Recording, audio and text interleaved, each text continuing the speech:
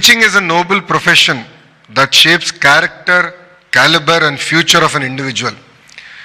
If people remember me as a good teacher, that will be the biggest honor for me అన్నారు APJ Abdul Kalam గారు. ఆయన స్ఫూర్తితో పనిచేస్తున్న గురువులందరికీ పేరు పేరున నా హృదయపూర్వక నమస్కారాలు. మిమ్మల్ని అందరినీ ఇక్కడ చూసినప్పుడు నా స్కూల్ డేస్ గుర్తొస్తున్నాయి. మా బ్యాచ్ రౌడీ బ్యాచ్,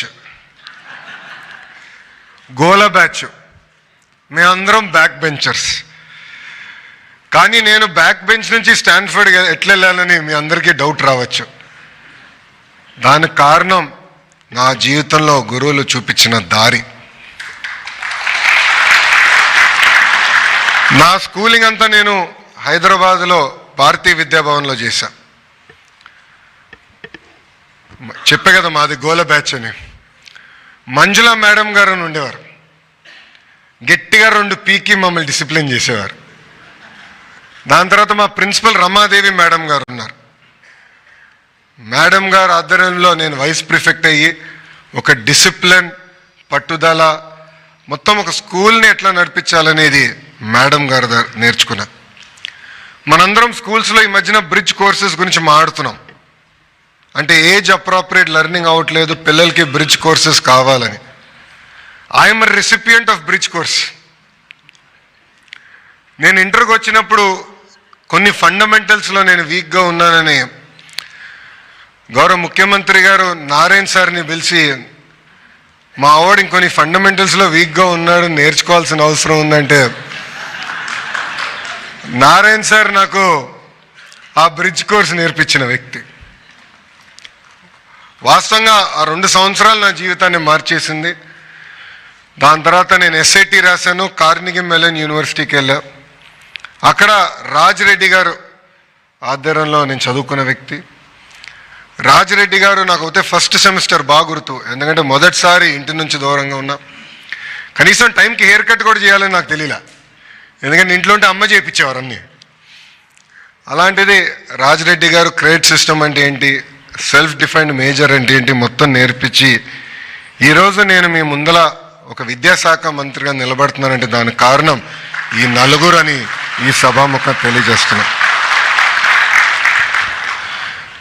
నేను మొదటగా గౌరవించేది మా తల్లి అవుతే, దాని తర్వాత ఉపాధ్యాయుల్ని.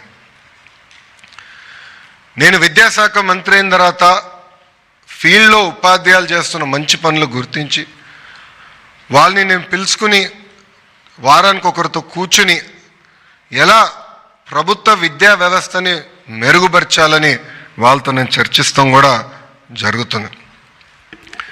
నేను ఒక పిలిపిస్తే, అంటే అటెండెన్స్ పెరగాలి ప్రభుత్వ పాఠశాలను పిలిపిస్తే అద్భుతంగా ఉపాధ్యాయులు స్పందించారు. కొన్ని గ్రామాల్లో అయితే ఉపాధ్యాయులు మైక్ వాళ్ళ స్కూటర్కి కట్టి ఊరేగింపు చేసిన వారు కూడా ఉన్నారు. ఇంతేకాదు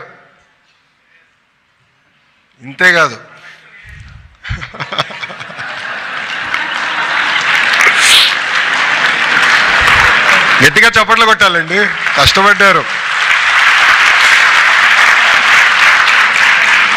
ఒక మహిళా టీచర్ ఒక విలేకరితో మాట్లాడుతూ, ఆ విలేకరి అడిగారు, పిల్లల్ని ఎందుకు ప్రభుత్వ పాఠశాలలో చేర్చాలంటే 0 ఇన్వెస్ట్మెంట్ హై రిటర్న్స్ అని చెప్పారు.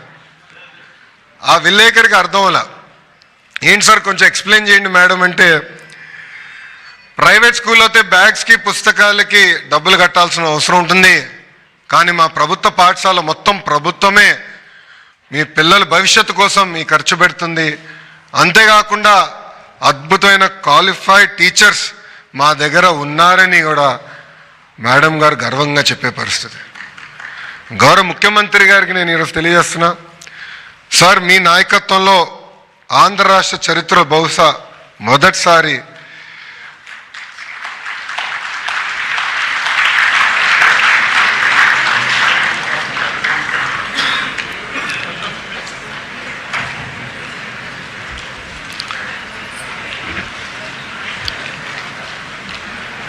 ఆంధ్ర రాష్ట్ర చరిత్రలో బహుశా మొదటిసారి సార్ కొన్ని పాఠశాలల్లో నో అడ్మిషన్ బోర్డ్స్ అని కూడా పెట్టారు సార్. దానికి కారణం ఇక్కడున్న ఉపాధ్యాయులు. గౌరవ ముఖ్యమంత్రి గారితో పనిచేస్తాంత తేలికైన పని కానే కాదండి. వేదిక మీద పెద్ద